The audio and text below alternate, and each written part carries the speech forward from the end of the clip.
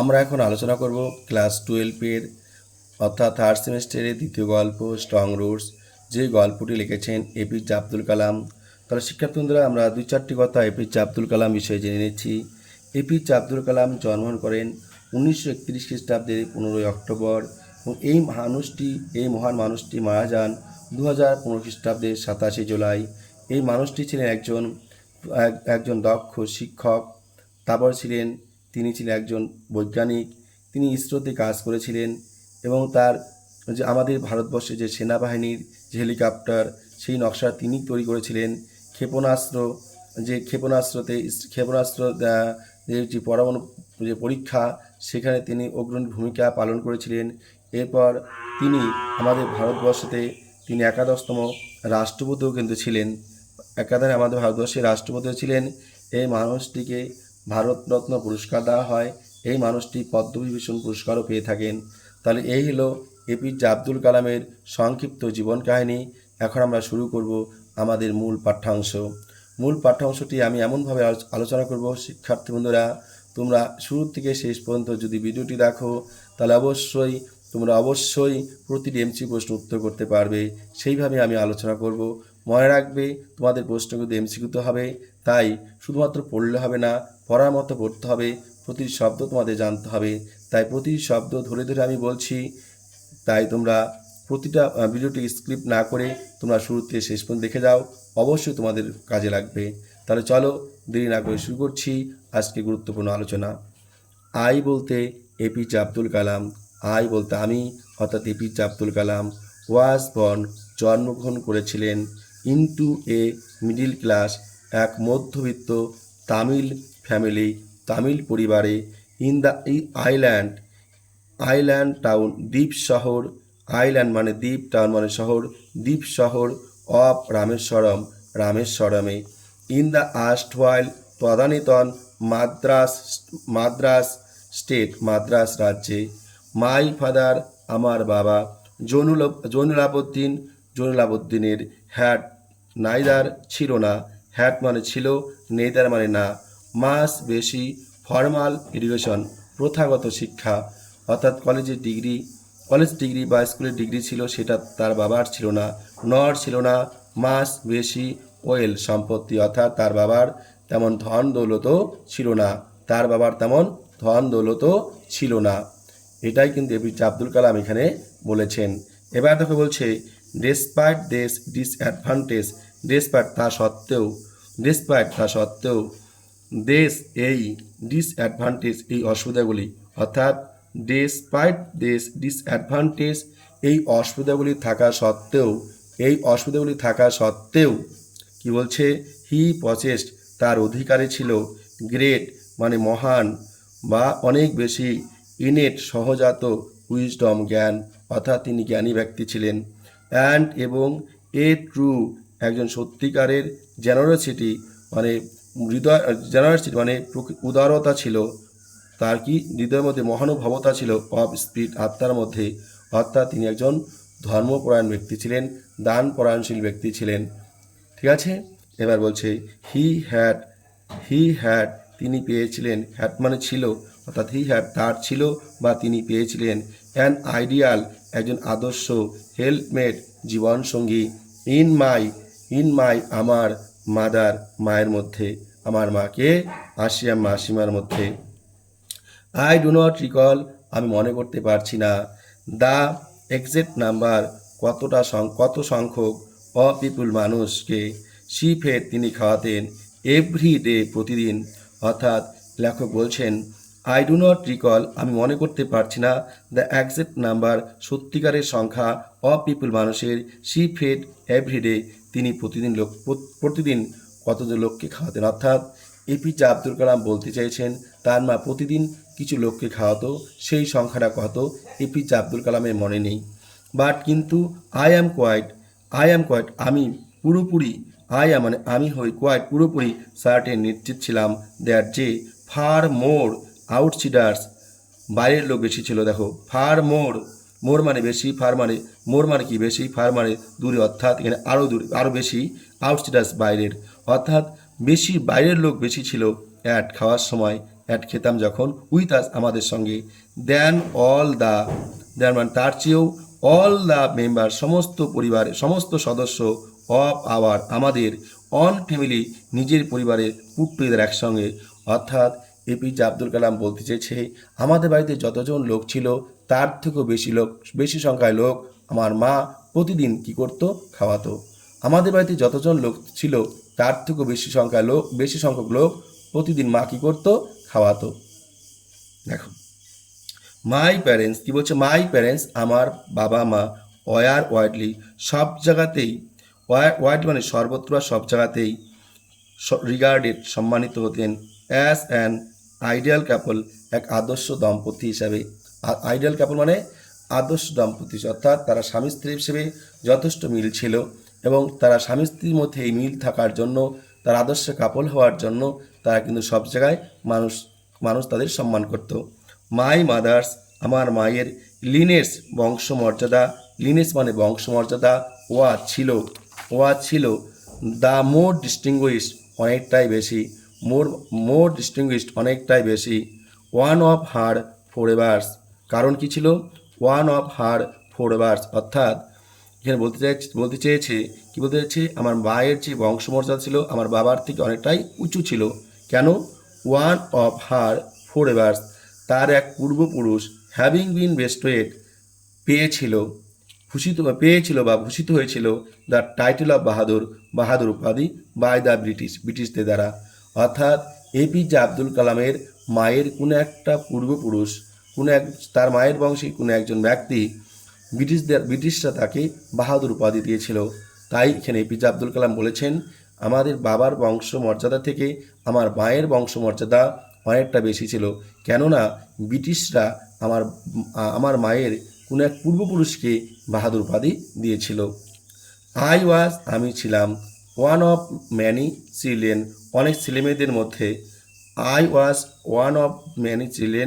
আমি ছিলাম অনেক ছেলেমেয়েদের মধ্যে। মনে রাখবে শিক্ষার্থী বন্ধুরা, এপিজে আব্দুল কালামরা 7 ভাই বোন ছিলেন। তারা অনেক ভাই বোন ছিল, সে অনেক ভাই বোনের মধ্যে এ শর্ট একটা ছোটো খাটো বয় বালক, উইথ সঙ্গে রেদার বরং আনডিস্টিংগুইশড লুকস দেখতে তেমন ভালো নয়। অর্থাৎ আমাদের যে ভাই বোন ছিল সবার থেকেই আমি সাদা মাটা দেখতেছিলাম, দেখতে খুব ভালো ছিলাম না। এ বলছে এপিজে আব্দুল কালাম।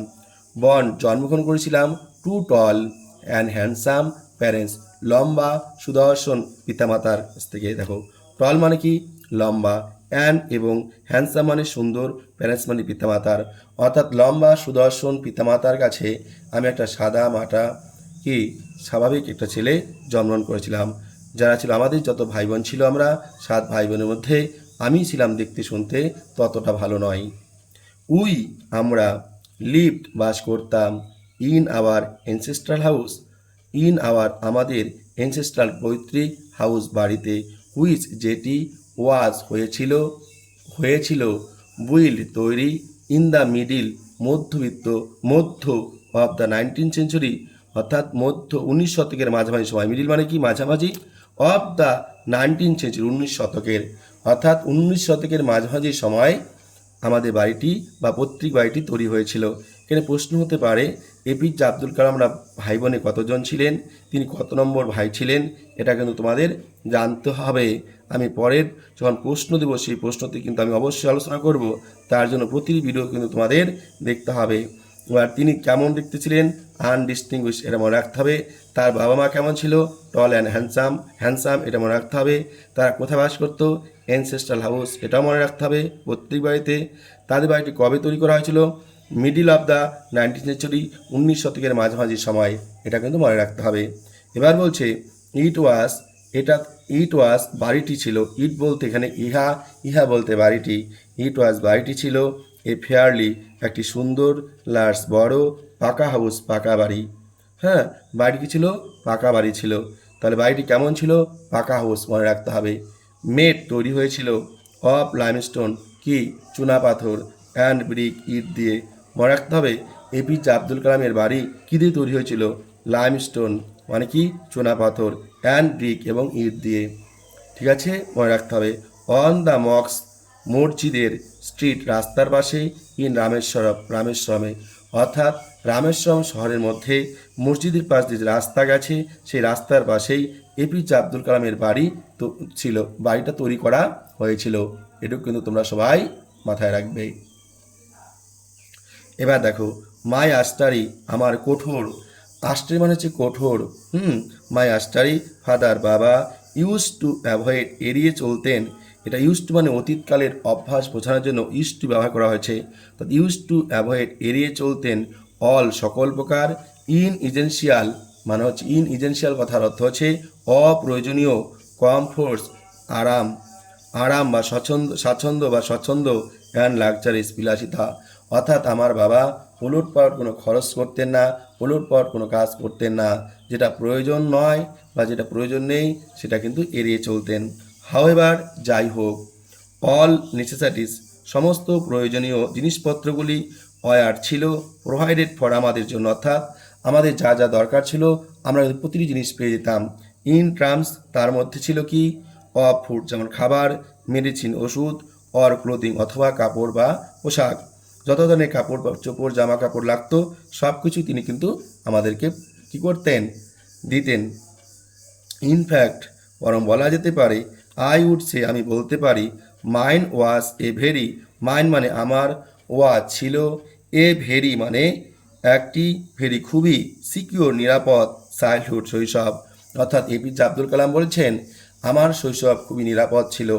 আমরা যদি দেখি তাহলে দেখবে আমাদের জীবনে অনেকের জীবন কিন্তু ছোটোবেলা থেকে নিরাপদ নয়, কিন্তু এপিজে আব্দুল কালাম বলেছেন আমার শৈশব খুবই নিরাপদ ছিল, কারণ তার বাবাও যদি কষ্ট করে থাকে কিন্তু তাদের কোনো কষ্ট হতে তার বাবা দেয়নি। মেটারিয়ালি বস্তুগত দিক দিয়ে, অ্যান্ড ইমোশনালি আবেগগত দিক দিয়ে, অর্থাৎ বস্তুগত জিনিস বলতে তার যা যা প্রয়োজন সব কিছু তার প্রয়োজন মতো তিনি পেয়ে যেতেন। তাই বলছে ম্যাটারিয়ালি দিক দিয়ে তার কোনো অসুবিধা হয়নি, ইমোশনালি এবং আবেগগত দিক দিয়েও তার কোনো অসুবিধা কিন্তু হয়নি। এর বলছে আই নর্মালি লেখক সাধারণভাবে কী করতেন, খেতেন উইথ মাই মাদার তার মায়ের সঙ্গে, অর্থাৎ আই নর্মালি আমি সাধারণভাবে উইথ মাই মাদার আমি খেতাম আমার মায়ের সঙ্গে, সিটিং বসে, on the floor of the kitchen রান্নাঘরের মেঝেতে। তাই লেখক কার সঙ্গে খেত, মায়ের সঙ্গে। কোথায়, রান্নাঘরের মেঝেতে। শি উড তিনি দিতেন, শি উড তিনি, শি উড মানে she would place a banana leaf তিনি পেতে দিতেন একটা কলার পাতা, বিফোর মি আমাকে আগে, অর্থাৎ তিনি আমার সামনে একটা কলা পাতা পেতে দিতেন। অন হুইচ তারপর যেখানে, হুইচ মানে দেখো যেখানে, অন হুইচ যেখানে, সি দেন তিনি তারপর ল্যাটলেট কাঠের হাতা দিয়ে রাইস ভাত দিতেন, অ্যান্ড এবং অ্যারোমেটিক সম্ভার এক ধরনের সুগন্ধি ডাল দিতেন। অর্থাৎ দক্ষিণ ভারতে কিন্তু দক্ষিণ ভারতে কিন্তু যে ডাল আছে সেই দক্ষিণ ভারতের ডালকে কিন্তু অ্যারোমেটিক সম্ভার বলা হয়। দক্ষিণ ভারতের ডালকে কিন্তু অ্যারোমেটিক সম্ভার বলা হয়। কি আছে দেখো, এই যে অ্যারোমেটিক কি আছে সম্ভার, এই যে অ্যারোমেটিক সম্ভার এটা কিন্তু আমাকে দিতেন, অর্থাৎ সুগন্ধি। এই যে অ্যারোমেটিক দেখো এখানে লেখা আছে কি আছে, অ্যারোমেটিক শব্দটা দেওয়া আছে। এই তো অ্যারোমেটিক মানে হচ্ছে সুগন্ধি। অ্যারোমেটিক দেখো, অ্যারোমেটিক সম্ভার এক ধরনের দক্ষিণ ভারতের ডাল যেটা খুব প্রচলিত, সেই অ্যারোমেটিক সম্ভারটা কিন্তু তিনি কী করতেন, আমাকে পরিবেশন করতেন। এই ভ্যারাইটি অফ শার্প বিভিন্ন ধরনের ঝাঁঝালো হোম মেড বাড়িতে তৈরি পিকেল আচার দিতেন, অর্থাৎ বাড়িতে ঘরোয়া তৈরি ঝাঁঝালো এক ধরনের আচার সেটা দিতেন। অ্যান্ড ডলাপ এবং কিছুটা পরিমাণ অফ ফ্রেশ কোকোনাট চাটনি, নারকেলের চাটনি দিতেন। তাহলে লেখকের মা কি খাবার দিতেন, প্রথমে একটা কিসে খাবার দিতেন, একটা ব্যানানা লিভ একটা কলা পাতা দিতেন। তারপরে কি বলছে, তারপরে তিনি করতেন ল্যাটলেট কাঠের হাতা দিয়ে রাইস ভাত পরিবেশন করতেন। অ্যান্ড অ্যারোমেটিক কি বলছে সম্ভার, এবং দক্ষিণ ভারতে এক ধরনের সুগন্ধি ডাল সেটা তিনি খাবার দিতেন। এই ভ্যারাইটি অফ শার্প বিভিন্ন ধরনের, অর্থাৎ এই ভ্যারাইটি মানে বিভিন্ন ধরনের অফ শার্প ঝাঁঝালো হোম মেড পিকেল বাড়িতে বা ঘরোয়া তৈরি আচার তিনি দিতেন। And dollop of fresh coconut chutney এবং নারকেলের চাটনি দিতেন। ডলাপ কথা অর্থাৎ কিছুটা পরিমাণ, ফ্রেশ মানে কি তরতাজা মানে কি সাথে সাথে বানানো আর কি এরকম কিছু, কোকোনাট মানে নারকেলের চাটনিটা কিন্তু লেখকের মা দিতেন। এবার কি বলছে দেখো, এরপরে পাঠটা কিন্তু খুব গুরুত্বপূর্ণ, তোমরা প্রত্যেকেই খুব ভালো করে নজরে রাখবে। এখান থেকে এমসিকিউ প্রশ্ন একটা হবেই তোমাদের পরীক্ষায়। দ্য শিবা টেম্পল, শিব মন্দিরটি, হুইচ যেটি মেড তৈরি হয়েছিল রামেশ্বরমে, সো ফেমাস সেটা বিখ্যাত ছিল টু পিলগ্রিমস তীর্থযাত্রীদের কাছে। মনে রাখবে সেই রামেশ্বর কি দ্য শিবা টেম্পল, শিব মন্দিরটি, হুইচ যেটি মেড তৈরি হয়েছিল রামেশ্বরমে, সো ফেমাস টু পিলগ্রিমস সেটা সো ফেমাস মানে খুবই বিখ্যাত ছিল টু পিলগ্রিমস তীর্থযাত্রীদের কাছে। অ্যাবাউট প্রায় 10 মিনিট ওয়াক, 10 মিনিট হেঁটে যেতে ফ্রম আওয়ার হাউস আমাদের বাড়ি থেকে। অর্থাৎ লেখক বলতে চাইছেন, দেখো এখানে একটা ভালো শর্ট প্রশ্ন আছে, 10 মিনিট, এটা কিন্তু মনে রাখবে 10 মিনিট, এই 10টা মিনিট সময় কিন্তু হেঁটে যেতে লাগতো ফ্রম আওয়ার হাউস আমাদের বাড়ি থেকে। অর্থাৎ লেখকের বাড়ির থেকে যদি আমরা সেই শিব মন্দিরে যেতে চাই তার 10 মিনিট কিন্তু হেঁটে যেতে লাগবে। তাহলে লেখকের বাড়ি থেকে শিব মন্দিরের দূরত্ব কত? 10 মিনিট। শিব মন্দির কেন বিখ্যাত, কাদের কাছে বিখ্যাত ছিল? তীর্থযাত্রীদের কাছে। এবার তীর্থযাত্রীর কাছে কেন বিখ্যাত ছিল রামেশ্বরম? শিব মন্দিরের জন্য। মনে রাখবে পিলগ্রিমসদের কাছে রামেশ্বরম বিখ্যাত ছিল কেন? শিবা টেম্পলের জন্য, অর্থাৎ শিব মন্দিরের জন্য। এবার শিব মন্দির কোথায় অবস্থিত ছিল? রামেশ্বরমে। এবার রামেশ্বরের শিব মন্দির কাদের কাছে বিখ্যাত ছিল? তীর্থযাত্রীদের কাছে। এখানে 3টা কিন্তু এমসিকিউ প্রশ্ন হয়ে গেল। এবার সেই রামেশ্বরম শিব মন্দির থেকে লেখকদের বাড়ির দূরত্ব কত? 10 মিনিটের হাঁটা পথ। এবার এটুকু মনে রাখবে 10 মিনিট। এবার লেখকের বাড়ি থেকে সেই শিব মন্দির যেতে হলে কীভাবে যেতে হতো? হেঁটে যেতে হতো। এটুকু তোমার মনে রাখবে। এবার আওয়ার লোকালিটি আমাদের এলাকা, আমাদের এলাকা ছিল প্রেডোমিনেন্টলি, বিশেষ করে মুসলিম, বেশিরভাগটাই মুসলিম। কি ছিল? মুসলিম ছিল। আওয়ার লোকালিটি ওয়াজ প্রেডোমিনেন্টলি মুসলিম, আমাদের এলাকায় বেশিরভাগ ছিল মুসলিম। প্রেডোমিনেন্টলি কথা হচ্ছে বেশিরভাগ মুসলিম, হ্যাঁ, মুসলিম ধর্মের। বাট কিন্তু দেয়ার ওয়ার, সেখানেও ছিল quite a lot of Hindu families too, মানে সেখানেও যথেষ্ট পরিমাণে হিন্দু পরিবারও ছিল। লিভিং, বাস করতেন, এমিকেবলি মানে মিলেমিশে, এমিকেবলি মানে কি? মিলেমিশে, উইথ সঙ্গে, দেয়ার মুসলিম তারা, অর্থাৎ মুসলিমদের সঙ্গে, নেইবার্স প্রতিবেশী হিসেবে। অর্থাৎ হিন্দু মুসলিম ছিল কিন্তু তাদের মধ্যে একটা সম্প্রীতি ভাব ছিল, তাদের মধ্যে কোনো রকম ধর্মীয় বিভাজন ছিল না, যারা বর্তমান সমাজে আমাদের রাজনীতিতে ভাবতে অবাক লাগে যে আমাদের সেই ধর্মীয় বিভাজনটা চলে এসেছে। কিন্তু এপিজে আব্দুল কালাম বলেছেন সেই সময় তাদের বাড়ির ওখানে হিন্দু পরিবারও ছিল, মুসলিম পরিবারও ছিল, কিন্তু সেখানে কিন্তু হিন্দু আর মুসলিমদের মধ্যে কোনো ভেদাভেদ ছিল না, তারা একে অপরে বন্ধু মতো করে মিলেমিশে বসবাস করত। দেয়ার ওয়াজ এ ভেরি ওল্ড মক্স, সেখানে দেখো সেখানে ওয়াজ ছিল এ ভেরি ওল্ড মক্স, একটা অনেক দিনের পুরনো মসজিদ, ইন আওয়ার লোকালিটি আমাদের এলাকায়। যখন ফাদার বাবা উড টেক নিয়ে যেতেন, দেখো কী বলছে, দেখো ভালো করে। সেখানে ওয়াজ এ ভেরি ওল্ড মক্স, সেখানে একটা অনেক দিনই পুরনো মসজিদ ছিল, ইন আওয়ার লোকালিটি আমাদের এলাকায়। যখন ফাদার বাবা যেতেন, ফাদার উড টেক মি বাবা মায় নিয়ে যেতেন, ফর ইভিনিং প্রেয়ার্স সন্ধ্যাবেলা প্রার্থনা করার জন্য। বলছি কি বলছে দেখো, ফর ইভিনিং প্রেয়ার্স সন্ধ্যাবেলায় প্রার্থনা করার জন্য। দেখবে শিক্ষার্থী বন্ধুরা, যারা মুসলিম ধর্মে রয়েছে তারা অতিমধ্যেই জানো যে যারা হিন্দু ধর্মাবলম্বী, যেমন আমি মনে করি হিন্দু, এবার হিন্দু ধর্মাবলম্বী মানুষেরা আমরা কিন্তু জানি না যে মুসলিমরা কবার দিনে, সবাই জানি না কবার নামাজ পড়ে। এবার এখানে মুসলিম ধর্মের মানুষ যারা আছে, যারা ইসলাম ধর্মকে খুব মন প্রাণ দিয়ে আর কি শ্রদ্ধা করে, অনেকেই সেটা শ্রদ্ধা তো সবাই করে, তার মধ্যেও কিন্তু সবাই সব ঠিকঠাকভাবে নিয়মকানুন মেনে চলতে পারে না। যে সমস্ত মুসলিমরা মৌলবী প্রকৃতির হয়, তারা মনে করে ধর্মপ্রাণ হয়, অর্থাৎ ধর্মপ্রাণ, সেই ধর্মপ্রাণ মুসলমানরা দিনে কিন্তু 5 বার নামাজ পড়ে। ঠিক আছে, সেই নামাজগুলি কী বলা হয়? ফজর, জহর, আসর, মগরিব এবং এশা। এবার সন্ধ্যাবেলায় যে নামাজটি পড়া হয়, সেই নামাজটি যে আছে, সেই নামাজটা কিন্তু কি বলছে বলো তো? মগরিব নামাজ। এই মগরিব নামাজ পড়ার জন্য কি বাবা লেখককে নিয়ে যেত সেই কোথায় নিয়ে যেত বলো তো? সেই মসজিদে। যাই হোক, I had not the finest idea, আমার ছিল না দ্য কি বলছে?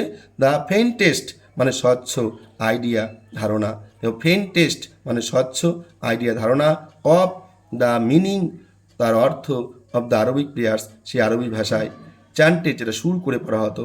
অর্থাৎ লেখক বলছেন আরবি ভাষায় শুরু করে যে মন্ত্রটি পড়া হতো, যে নামাজ পড়া হতো, আমি তার অর্থটা কিন্তু বুঝতে পারতাম না, সে অর্থ হিসেবে আমার কোনো ধারণা ছিল না। বাট কিন্তু আই ওয়াজ টোটালি, আমি পুরোপুরিভাবে কনভিন্স আমি পুরোপুরিভাবে বিশ্বাস করতাম, বিশ্বাস করা, দ্যাট যে সেই নামাজ পড়াগুলো অর্থাৎ প্রার্থনাগুলি পৌঁছে যেত গড, ঈশ্বর বা আল্লাহর কাছে।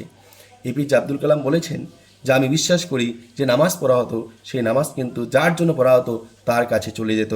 ঠিক আছে, যখন মাই ফাদার, আমার বাবা, কেম আউট, বেরিয়ে আসতেন, অফ দ্য মক্স, সেই মসজিদ থেকে, আফটার দ্য, কি বলছে, আফটার মানে পরে, দা কি বলছে, the prayers, after the prayers, প্রার্থনা করার পর অর্থাৎ নামাজ পড়ার পর পিপল অফ ডিফারেন্ট বলছে পিপল অফ ডিফারেন্ট রিলিজিয়ন্স, বিভিন্ন ধর্মের লোকেরা, পিপল অফ ডিফারেন্ট মানে কি, পিপল মানে লোক, ডিফারেন্ট মানে কি আলাদা আলাদা, বলছে রিলিজিয়ান্স মানে হচ্ছে ধর্মাবলম্বী, অর্থাৎ বিভিন্ন ধর্মের মানুষেরা উড বি সিটিং, বসে থাকতো, আউটসাইড বাইরে, ওয়েটিং অপেক্ষা করতো, ফর হিম তার জন্য। অর্থাৎ আমরা একটু আগেই পড়েছিলাম, আগেই তোমাদের বলেছিলাম যে এপিজে আব্দুল কালাম যেখানে বসবাস করে সে সব ধরনের মানুষ সব ধর্মকে শ্রদ্ধা করে। তাই এপিজে আব্দুল কালামের বাবা একদম মুসলমান হওয়ার পরেও তিনি যখন মসজিদ থেকে নামাজ পড়ে বেরিয়ে আসতেন, সেখানে দীর্ঘ ধর্মাবলম্বীর প্রচুর মানুষজন দীর্ঘ সময় ধরে সেখানে অপেক্ষা করতো তার কাছ থেকে কিছু পাওয়ার জন্য। কী পেত এখন আমরা জানব। ম্যানি অফ দেম, তাদের অনেকের কাছেই বা তাদের মধ্যে অনেকেই অফার দিত বাউলস বাটি অফ ওয়াটার, জলের, টু মাই ফাদার, আমার বাবাকে। অর্থাৎ যে সমস্ত মানুষ অপেক্ষা করতো মসজিদের বাইরে, তাদের মধ্যে অনেকের হাতে বাটি ছিল, জলপূর্ণ বাটি ছিল, সেই বাটি বাবাকে দিত।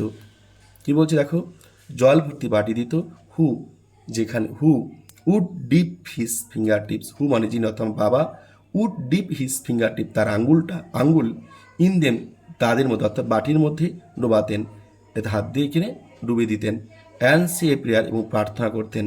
দেখো শিক্ষার্থী বন্ধুরা, যারা গ্রামীণ অঞ্চলে বসবাস করো, আমরা সবাই জানি ওঝাদের কথা।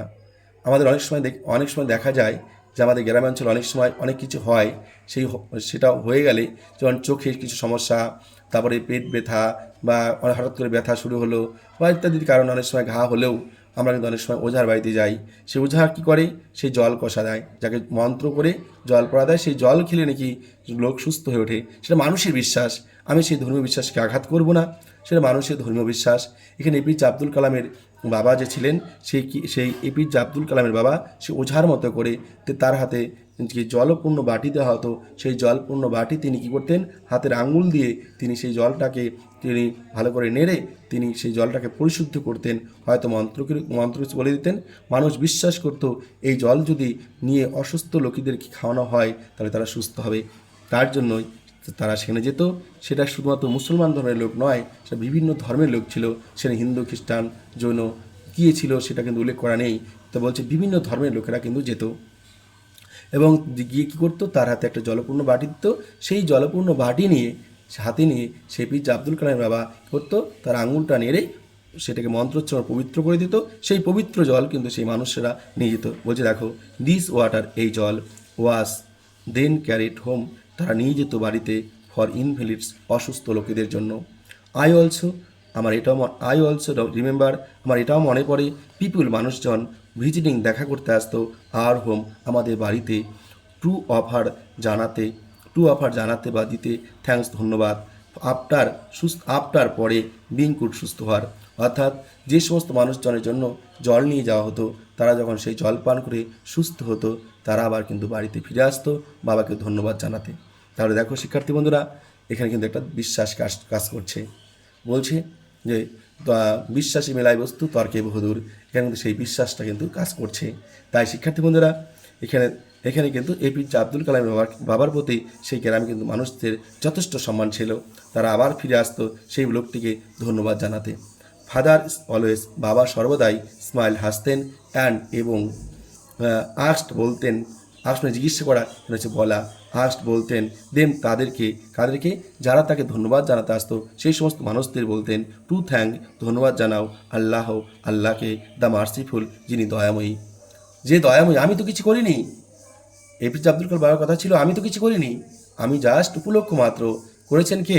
আল্লাহ। অর্থাৎ মুসলিমদের যে বিশ্বাস সেটা আল্লাহ করেছেন, তাই তোমরা যদি ধন্যবাদ জানাতে হয় তোমরা সে আল্লাহকে ধন্যবাদ জানাও। এ বলছে দ্য হাই প্রিস্ট, প্রধান পুরোহিত।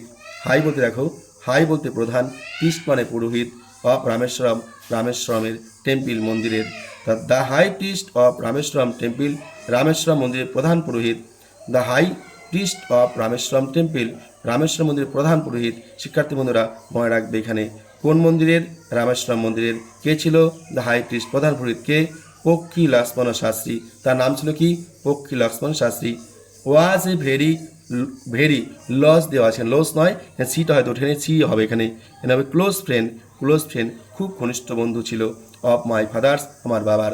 অর্থাৎ রামেশ্বর মন্দিরের যে প্রধান পুরোহিত ছিল পক্ষী লক্ষ্মণ শাস্ত্রী, তিনি আমার বাবার যথেষ্ট অর্থাৎ খুবই গুরুত্বপূর্ণ কাছের বন্ধু ছিল। তাহলে শিক্ষার্থী বন্ধুরা এখানে মনে রাখবে এপিজে আব্দুল কালামের বাবার বন্ধু কে ছিল? পক্ষী লক্ষ্মণ শাস্ত্রী। এবং আসতে পারে রামেশ্বর মন্দিরের প্রধান পুরোহিত ছিল কি? পক্ষী লক্ষ্মণ শাস্ত্রী। তারপর কি বলছে?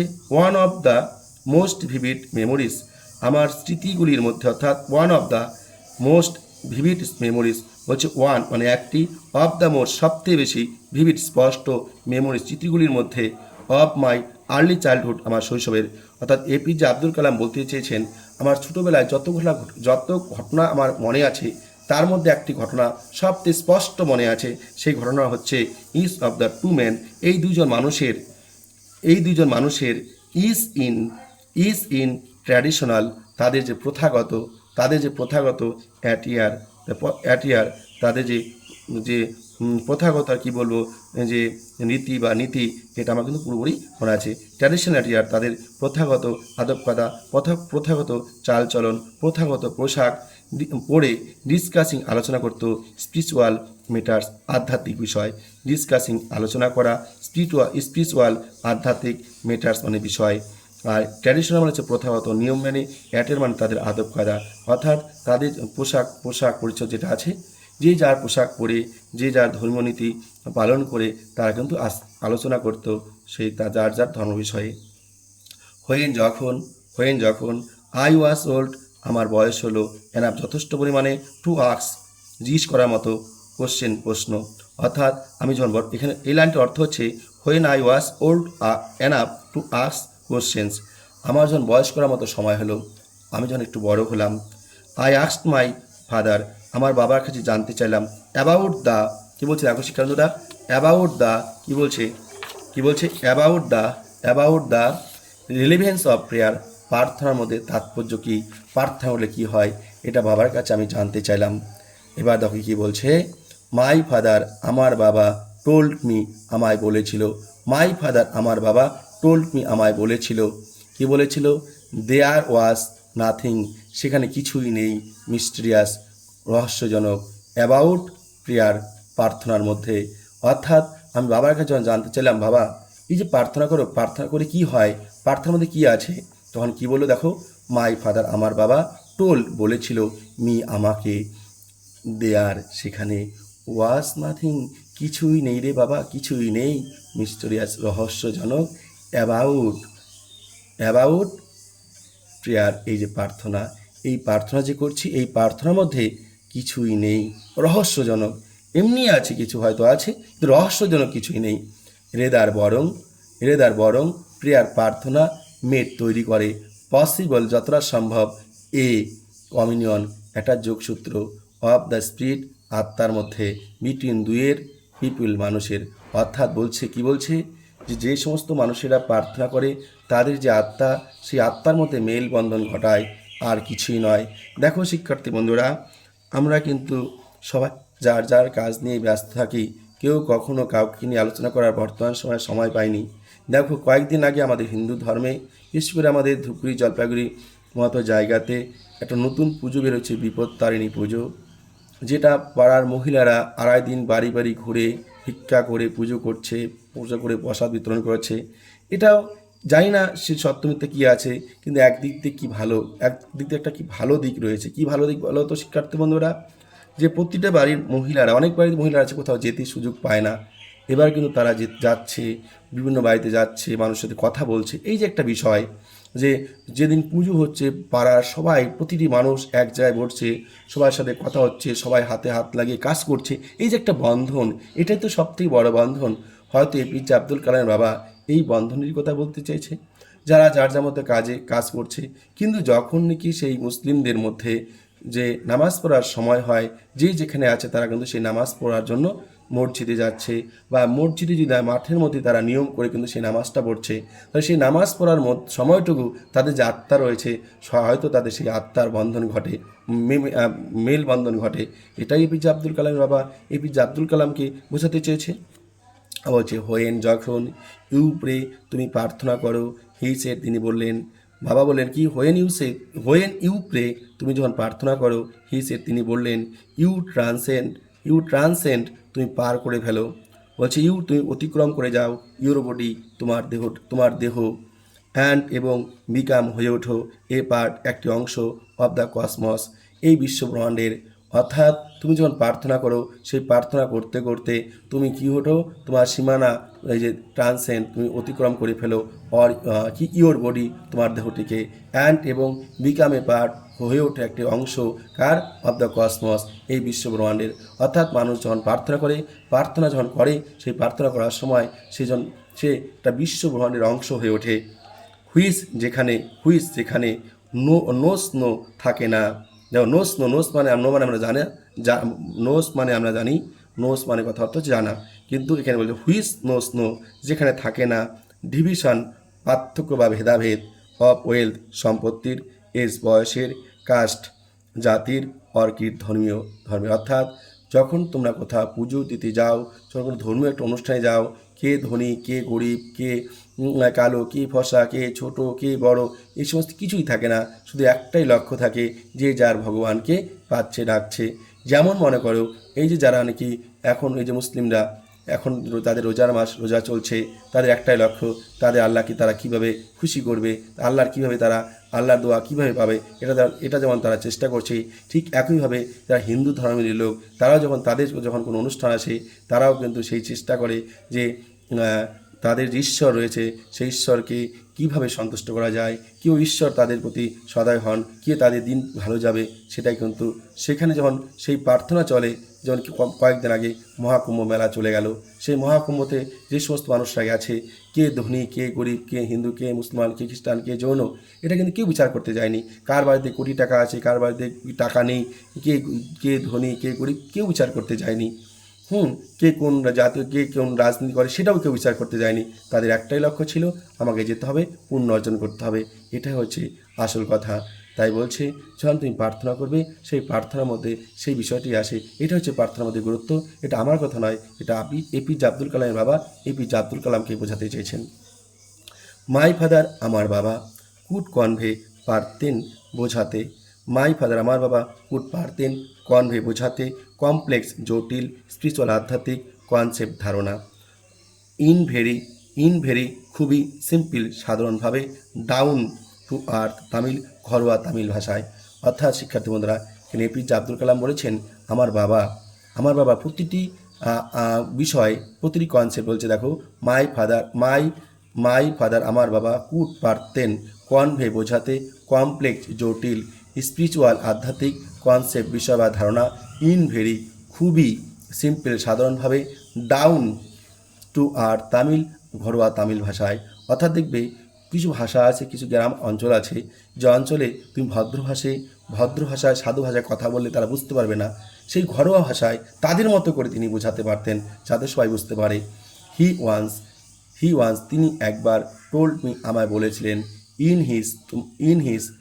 ইন হিজ তার অন টাইম, নিজস্ব সময়ে, ইন হিজ অন প্লেস, তার নিজস্ব জায়গায়, in what he really is, সে সত্যি কি, অ্যান্ড এবং, ইন দ্য স্টেজ, সে যে স্তরে, হি হ্যাজ রিচড, পৌঁছেছে, গুড অর ব্যাড, ভালো অথবা মন্দ, এভরি হিউম্যান, প্রতিটি মানুষ, বিং, হয়ে উঠছে, ইজ এ স্পেসিফিক, একটা নির্দিষ্ট, এলিমেন্ট, উপাদান, উইদিন, সঙ্গে, দ্য কি হোল অফ দ্য কি ম্যানিফেস্ট ডিভাইন বিং, যে সমগ্র যে কী আছে, বিশ্ব ব্রহ্মাণ্ড আছে, তার অংশ। একজন মানুষ যখন সে ভালো কিংবা মন্দ সে যাই হোক না কেন, সে যেখানে আছে বলছে নিজের জায়গায়, কি বলছে দেখো, ভালো করে দেখো, এলা এর প্যারাটা একটু অন্য ধরনের প্যারা, এটা খুব ভালো করে বুঝতে হবে। বলছে দেখো, ইন হি, কি বলছে, হি তিনি, ওয়ান্স একবার, টোল্ড মি আমায় বলেছিলেন, ইন হিজ অন টাইম তার নিজের সময়ে, তার নিজের সময়, অন মানে নিজের, অন টাইম সময় অর্থাৎ নিজের সময়ে, ইন ইজ অন প্লেস তার নিজের জায়গায়, ইন হোয়াট হি রিয়ালি সত্যি তিনি কি ইজ হয়েছেন, অ্যান্ড এবং ইন দ্য স্টেজ যে স্তরে, হি হ্যাজ রিচ পৌঁছেছেন, গুড অর ব্যাড ভালো কিংবা মন্দ। দেখো মানুষ যারা রয়েছে আমরা প্রত্যেকে ভালো বা মন্দ কোনো না কোনো জায়গায় পৌঁছেছি। এফি প্রতিটি হিউম্যান মানুষ বিং হয়েছিলেন, ইজ এ স্পেসিফিক একটি নির্দিষ্ট এলিমেন্ট উপাদান, উইদিন উইদিন সঙ্গে দ্য হোল সমগ্র of the manifest divine being এই বিশ্বব্রহ্মাণ্ডের অংশ। অর্থাৎ আমরা নিজের জায়গায় নিজের সময় আমরা কিন্তু প্রত্যেককেই ভালো মন্দ যে জায়গায় ভালো মন্দ যাই করি না কেন প্রত্যেক কিন্তু একটা এই বিশ্বব্রহ্মাণ্ডের অংশ যখন আমরা প্রার্থনা করি, এটাই বলতে চেয়েছেন এপিজে আব্দুল কালাম বাবা বলেছেন যে আমরা যখন প্রার্থনা করি তখন আমরা নিজের জায়গায় নিজের সময় যে যাই ভালো মন্দ যাই করি না কেন আমরা কিন্তু বিশ্বব্রহ্মাণ্ডের অংশ। তাহলে হোয়াই কেন বি অ্যাফ্রেড এত ভীত, অফ ডিফিকাল্টিস প্রতিকূলতাকে, তো যখন আমাদের সামনে কোনো প্রতিকূলতা আসে আমরা তাহলে কেন ভয় পাবো, এইটা প্রশ্ন। কেন ভয় পাবো, কেননা আমরা যদি বিশ্বব্রহ্মাণ্ডের অংশ হয়ে উঠি আমাদের ভয় পাওয়ার কারণ নেই, কেন ভয় পাবো, সাফারিংস ভোগান্তিকে, অ্যান্ড এবং প্রবলেমস সমস্যাকে, প্রবলেমস মানে কি সমস্যা। এপিজে আব্দুল কালামের বলতে চেয়েছেন এপিজে আব্দুল কালাম বাবাকে যে যে আমরা যদি বিশ্বব্রহ্মাণ্ডের অংশ হয়ে উঠি তাহলে আমরা কেন ভয় পাচ্ছি, এই যে অ্যাফ্রেড অফ ডিফিকাল্টিস আমাদের যখন সমস্যা আসে যখন কোনো প্রতিকূলতা আসে আমরা কেন ভয় পাচ্ছি, সাফারিংস কেন আমরা কষ্ট করছি, অ্যান্ড প্রবলেমস কেন আমরা সমস্যায় পড়ছি, হোয়েন যখন ট্রাভেলস কাম সমস্যা আসে, ট্রাই চেষ্টা করো, টু আন্ডারস্ট্যান্ড বুঝতে, দ্য রিলিভেন্স তাৎপর্য রিলিভেন্স বা তাৎপর্য অর্থাৎ কেন এলো তার কারণ, দেখো ট্রাই টু আন্ডারস্ট্যান্ড বোঝার চেষ্টা করো, দ্য রিলিভেন্স তার কারণ বা তাৎপর্য অর্থাৎ তোমার কাছে কেন এটা এসেছে, অফ ইয়োর, কি বলছে, অফ ইয়োর তোমার, সাফারিংস ভোগান্তির, অর্থাৎ তোমার যখন কোনো কষ্ট হবে তখন তোমাকে বুঝতে হবে, কি বুঝতে হবে, যে রিলিভেন্স তাৎপর্য, এই যে রিলেভেন্স তাৎপর্য মানে তোমার কাছে সেটা কেন এসেছে সে তোমার বোঝার চেষ্টা করতে হবে।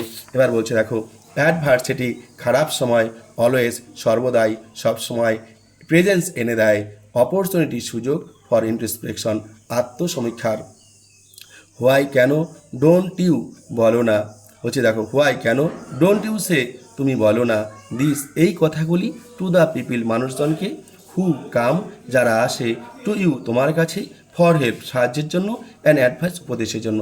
এবার এপিজে আব্দুল কালাম বলছেন তার বাবাকে, বাবা তুমি যে কথাগুলো আমাকে বলছো কিন্তু যারা তোমার কাছে আসে তাদের কেন এই কথাগুলি বলো না।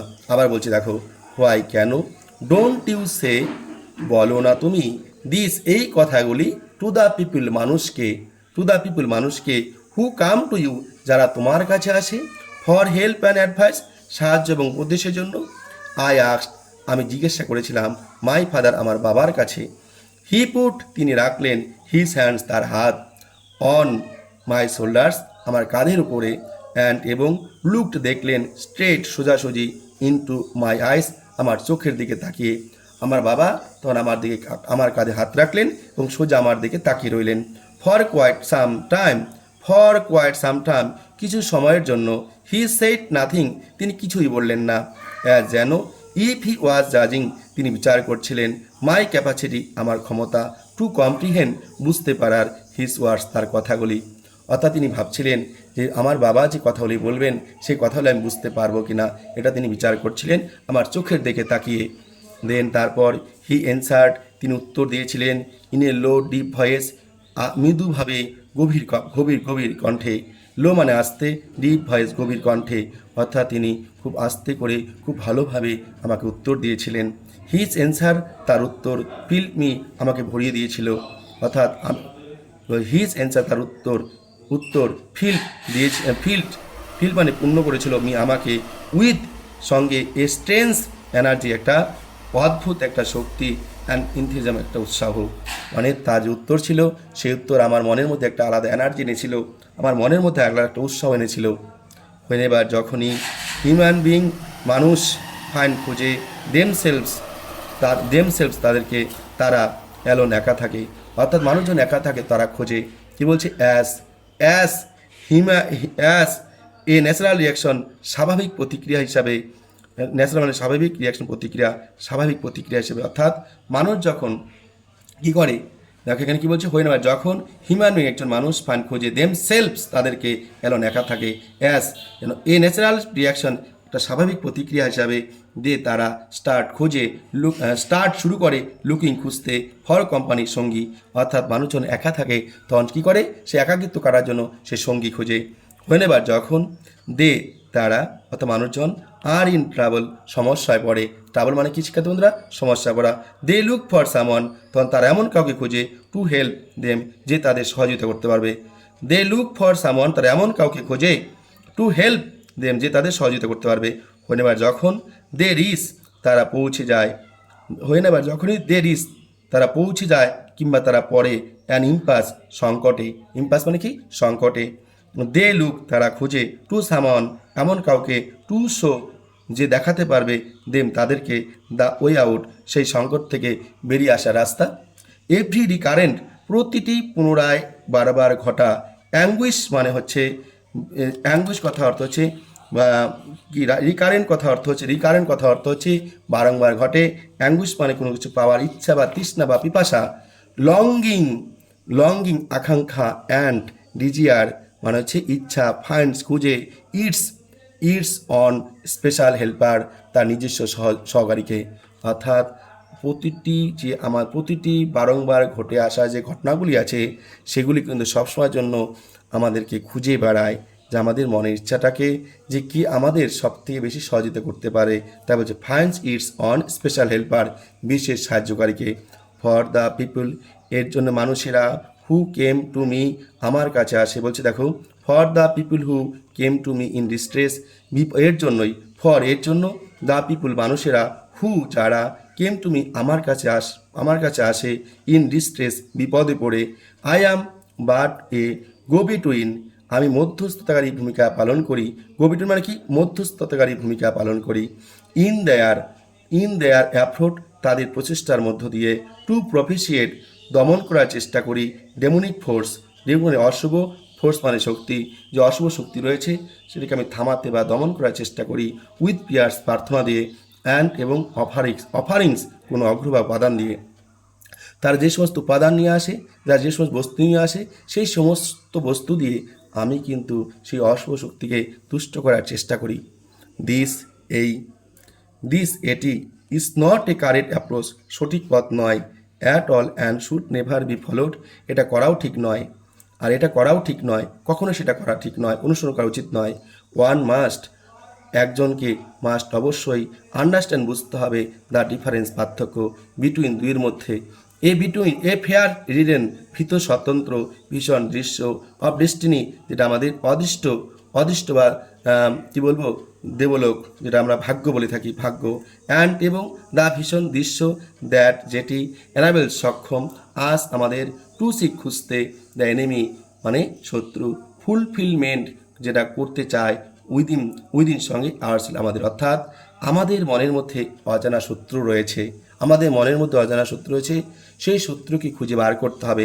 মনে রাখবে শিক্ষার্থী বন্ধুরা আমাদের কষ্ট কিন্তু আমাদের যে স্বপ্ন আছে সেই স্বপ্নগুলি কিন্তু আমাদের সবচেয়ে বেশি কষ্ট দেয়, কেননা এই স্বপ্নগুলির জন্য কিন্তু আমরা এটা ওটা করে বেড়াই, আমাদের মনের মধ্যে যে তীব্র বাসনা তীব্র যন্ত্রণা এটা লাগবে ওটা লাগবে এই যে একটা পাওয়ার ইচ্ছা, এই ইচ্ছাগুলি কিন্তু আমাদের শত্রু, এই শত্রুগুলোর জন্য কিন্তু আমরা কিন্তু কেউ সুখী থাকতে পারি না।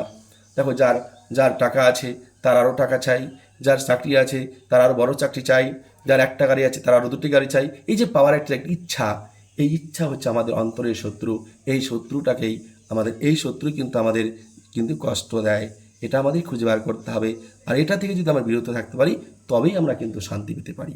যাই হোক আই রিমেম্বার আমার মনে পড়ে যায় মাই ফাদার আমার বাবা স্টার্টিং শুরু করতেন হিজ ডে তার দিন at 4 AM by reading the নামাজ বিফোর ডন, at 4 AM ভোর 4টার সময় কি at 4 AM মানে কি ভোর 4টা বাই রিডিং বাই রিডিং পড়ার মধ্য দিয়ে দ্য নামাজ বিফোর ডন ভোর, অর্থাৎ ভোর হওয়ার আগে, বলছি ভোর হওয়ার আগে আমার বাবা কিন্তু দিন শুরু করতেন। এখানে শিক্ষার্থীদের প্রশ্ন আসতে পারে, এমসিকিউ প্রশ্ন, যে বাবা কখন দিন শুরু করতেন? 4 AM। এটা মনে রাখবে। কী করার মধ্য দিয়ে? নামাজ পড়ার মধ্য দিয়ে।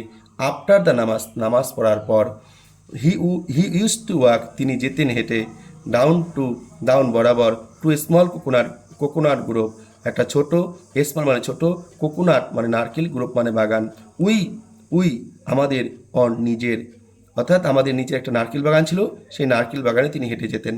তাহলে শিক্ষার্থীদের এখানে প্রশ্ন হতে পারে, তিনি নামাজ পড়ার পর কী করতেন? তিনি হেঁটে হেঁটে নারকেল বাগানে যেতেন। সেই নারকেল বাগানে কেমন ছিল? স্মল কোকোনাট গ্রোভ, ঠিক আছে? সেটা কাদের ছিল?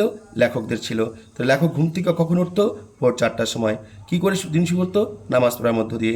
এবার বলছে about 4 Miles from our home, আমাদের বাড়ি থেকে 4 মাইল দূরে। এটা মনে রাখতে হবে যে লেখকের বাড়ি থেকে, এপিজে আব্দুল কালামের বাড়ি থেকে কি এই যে নারকেল বাগানের দূরত্ব কত ছিল? মনে রাখবে যে 4 মাইল। 4 মাইল কথা অর্থ হচ্ছে প্রায় 6 কিলোমিটার, ঠিক আছে? 6 কিলোমিটার বেশি একটু হবে, মানে 1 মাইল সমান 1600 মিটার, আর 1600 মিটার, আর 1 কিলোমিটার সমান 1000 মিটার। এবার বলছে দেখো, হি উড রিটার্ন, তিনি ফিরে আসতেন, with about a dozen coconut, 1 dozen নারকেল নিয়ে। তিনি কতটি নারকেল আনতেন? 1 ডজন। মনে রাখবে 1 ডজন কিন্তু 12টি। টাইট বাঁধতেন, টুগেদার একসঙ্গে, থ্রোন মানে ঝোলা আর কি, থ্রোন তিনি ঝোলাতেন, থ্রোন মানে কি? ঝোলাতেন। কোথায়? ওভার হিজ শোল্ডার্স, তার কাঁধের ওপর। অ্যান্ড এবং only then would he have his breakfast, তারপরে তিনি তার সকালের খাবার খেতেন। দিস এটি রিমেন্ট বজায় ছিল। তো রিমেন্ট কথা অর্থ হচ্ছে বজায় ছিল। হিজ তার রুটিন, তার কাজকর্মের যে সময় তালিকা। ইভেন এমনকি হোয়েন যখন he was in his late, কী বলছে? লেট 60s, যখন তার বয়স 60 বছর পার হয়ে গেছিল তখনও। তার 60 বছর বয়স পার হওয়ার পরও তিনি কিন্তু এই কাজটি করতেন। কী কাজ করতেন? তিনি প্রতিদিন ভোর 4টার সময় ঘুমতে উঠতেন। ওঠার পর তিনি সোজা চলে যেতেন মসজিদে নামাজ পড়ার জন্য। নামাজ পড়ার পর তিনি চলে যেতেন নারকেল বাগানে, যে নারকেল বাগান থেকে তিনি প্রায় 1 ডজন নারকেল নিয়ে বাড়ি ফিরতেন। যে নারকেল বাগান থেকে তাদের বাড়ির দূরত্ব ছিল 4 mile. I have through out my life, আমি সারাটা জীবন ধরে, বলছে I have through out my life, আমার সারাটা জীবন ধরে ট্রাইড চেষ্টা করেছি, টু এমুলেট অনুসরণ করতে মাই ফাদার আমার বাবাকে, ইন মাই অন আমার নিজের, ওয়ার্ল্ড অফ সায়েন্স কর্মজগৎ বিজ্ঞানের মধ্য দিয়ে, অ্যান্ড টেকনোলজি প্রযুক্তিবিদ্যার মধ্য দিয়ে। অর্থাৎ আমার বাবাকে আমি বোঝার চেষ্টা করেছি, অনুসরণ করার চেষ্টা করেছি আমার যে নিজস্ব বিজ্ঞান এবং টেকনোলজি, অর্থাৎ যে বিজ্ঞান যে ছিল এবং কি টেকনোলজি ছিল, সেই টেকনোলজির মধ্য দিয়ে, সায়েন্সের মধ্য দিয়ে আমি আমার বাবাকে বোঝার চেষ্টা করেছি। আই হ্যাভ এন্ডেভার্ড, আমি উদ্ঘাটন করেছি, আমি বলছি আই হ্যাভ এন্ডেভার্ড টু আন্ডারস্ট্যান্ড, আমি বোঝার চেষ্টা করেছি। আই হ্যাভ এন্ডেভার্ড টু আন্ডারস্ট্যান্ড, আমি ভালোভাবে সেটা বোঝার চেষ্টা করেছি। দ্য ফাউন্ডামেন্টাল ট্রুথ, মৌলিক সত্যগুলি, উদ্ঘাটন হয়েছিল তুমি আমার সামনে, বাই মাই ফাদার আমার বাবা, অর্থাৎ আমার বাবার কাছে যে মৌলিক সত্যগুলি পেয়েছি সেই সত্যগুলিকে, অ্যান্ড এবং ফিল অনুভব করেছি, কনভিন্স দৃঢ়ভাবে, দ্যাট যে দেয়ার সেখানে অ্যাকজিস্ট অস্তিত্ব, এ ডিভাইন পাওয়ার ঐশ্বরিক শক্তির। অর্থাৎ এপিজে আব্দুল কালাম বলেছেন, আমার বাবাকে অনুকরণ করে দেখেছি যে বাবা যেগুলি করতো সেখানে মৌলিক সত্য রয়েছে, সেই মৌলিক শক্তিগুলি একটা নিশ্চিতভাবে একটা ঐশ্বরিক অস্তিত্ব রয়েছে, এক্সিস্ট এ ডিভাইন পাওয়ার, একটা ঐশ্বরিক শক্তি রয়েছে, দ্যাট যে শক্তি ক্যান পারে লিপ তুলে আনতে একজনকে, বলছে দেখো, আপ ফ্রম কনফিউশন, বিভ্রান্তি থেকে। মানুষ যখন কোনো বিভ্রান্তিতে পড়ে সেই বিভ্রান্তি থেকে বের করে আনতে পারে সেই ঐশ্বরিক শক্তি। মিজারি দুর্দশা, বলছে মেলাঞ্চলি বিষণ্ণতা, অ্যান্ড এবং ফেইলার ব্যর্থতা, অ্যান্ড এবং guide one to one true place, এবং তার সত্যিকারের পথ দেখাতে পারে। অর্থাৎ যে ঐশ্বরিক শক্তি রয়েছে সেই ঐশ্বরিক শক্তি মানুষের মন থেকে বিভ্রান্তি দূর করতে পারে, দুর্দশা দূর করতে পারে, বিষণ্ণতা, ব্যর্থতা সমস্ত কিছু দূর করতে পারে এবং তাকে একটা প্রকৃত পথের সন্ধান দিতে পারে। অ্যান্ড এবং ওয়ান্স ওয়ান্স যদি একবার অ্যান ইনভিজুয়াল, এই ব্যক্তিগত সেভার্স বন্ধ বলছে কি ইনভিজুয়াল ব্যক্তিগত সেভার্স ছিন্ন করতে পারে, অর্থাৎ ব্যক্তিগত বন্ধন যদি ছিন্ন করতে পারে, কি দিয়ে ব্যক্তিগত বন্ধন যদি ছিন্ন করতে পারে, হিজ ইমোশনাল তার আবেগ, অ্যান্ড ফিজিক্যাল তার দৈহিক বন্ধন। অর্থাৎ কোনো একজন মানুষ যদি সে তার ইমোশনাল অর্থাৎ আবেগ এবং তার দৈহিক বন্ধন যদি ছিন্ন করতে পারে, অর্থাৎ আমাদের যে মায়া, এই মায়াটা যদি সবার থেকে আমরা ছিন্ন করতে পারি, হি ইজ, যে ব্যক্তি ছিন্ন করতে পারবে আর কি, হি ইজ সেই ব্যক্তি one of the road to freedom, সে খুঁজে পাবে স্বাধীনতার রাস্তা, স্বাধীনতার রাস্তা, হ্যাপিনেস সুখের রাস্তা, অ্যান্ড পিস অফ মাইন্ড মনের শান্তির রাস্তা। তাহলে শিক্ষার্থী বন্ধুরা এখানে এপিজে আব্দুল কালাম বলতে চেয়েছেন আমরা কেন কষ্ট করছি, আমরা কষ্ট করছি কারণ আমরা বন্ধনে আবদ্ধ। এই বন্ধন থেকে যদি আমরা বেরিয়ে আসতে পারি তাহলে কিন্তু আমরা প্রত্যেকেই আমরা সুখী হতে পারি। তাহলে এই বন্ধনটা দেখো, এই বন্ধনের জন্য আমরা যে ধর্মে রয়েছি সেই ধর্মের প্রতি আমরা ঠিকঠাকভাবে সেই ধর্মকে আমরা পালন করতে পারি না। কেন পালন করতে পারি না? কারণ এটা করতে গেলে ওটা হয় না, ওটা করতে গেলে এটা হয় না। তাহলে শিক্ষার্থী বন্ধুরা এই হলো আমাদের গল্পটি। আশা করি তোমরা বুঝতে পেরেছো। এরপরে আমি একটা ভিডিও নিয়ে আসবো, সেই ভিডিওটিতে প্রত্যেকটা প্রশ্ন ধরে আলোচনা থাকবে, একদম গল্পর মতো করে আলোচনা করব। মনে রাখবে শিক্ষার্থী বন্ধুরা, প্রথম সেমিস্টারে ভালো নম্বর পেতে গেলে আমাদের প্রতিটি ওয়ার্ড মানে জানতে হবে এবং লাইন বাই সেটা দেখতে হবে এবং পড়ার থেকে আমাদের শোনাটাও বেশি কাজে লাগবে। তাই আমি তোমাদের জন্য এমনভাবে ভিডিও তৈরি করে নিয়ে আসবো যাতে সেই গল্পটি যদি তোমরা দুবার তিনবার শোনো তাহলে এই গল্প থেকে যে কোনো প্রশ্ন আসলে তোমরা লিখতে পারবে।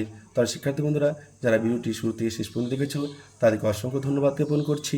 যারা ইতিমধ্যে চ্যানেলটিকে সাবস্ক্রাইব করে নিয়েছো তাদেরকেও ধন্যবাদ জানাচ্ছি, এবং যারা এখনও চ্যানেলটিকে সাবস্ক্রাইব করোনি তারা অবশ্যই চ্যানেলটিকে সাবস্ক্রাইব করে নাও, কেননা প্রতিটি তথ্য, প্রতিটি পরীক্ষার প্রশ্ন বিষয় আলোচনা থাকবে আমার এই ইউটিউব চ্যানেলের মধ্য দিয়ে। তাহলে শিক্ষার্থী বন্ধুরা দেরি কেন, এখনও চ্যানেলটিকে সাবস্ক্রাইব করে দাও আর বেশি করে শেয়ার করে দাও এবং লাইক করতে ভুলো না। ধন্যবাদ। সবাই সুস্থ থাকবে, ভালো থাকবে, একান্ত মনোযোগ সহকারে সবাই পড়াশোনা করবে।